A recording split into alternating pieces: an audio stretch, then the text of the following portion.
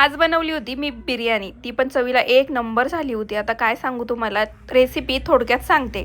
मी सगळे vegetables cut करून marinate करायला ठेवले। त्याच्यामध्ये बिर्याणी मसाला, धने पावडर, लाल तिखट आणि दही आणि कांदा घालून, मीठ पण घालून सगळं मिक्स करून घेतलं।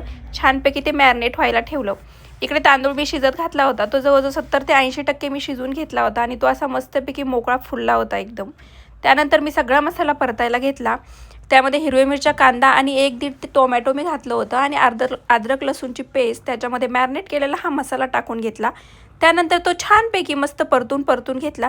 एकदम वाफेवरती त्याला एकदम छान शिजवून घेतलं। तो शिजल्यानंतर त्याच्यामध्ये कांदा घातला आणि हा वाफवलेला भात घातला, राईस घातला हा वाफवलेला। त्याच्यानंतर त्याला मस्तपैकी दम दिला आणि त्याच्यावरती वरून कांदा घातला, वरतून कोथिंबीर घातली आणि त्यानंतर 1 ते 1.5 चमचा त्याच्यावरती मी घरचं एकदम साजूक तूप घातलं आणि ते 10 मिनिटं शिजायला ठेवलं।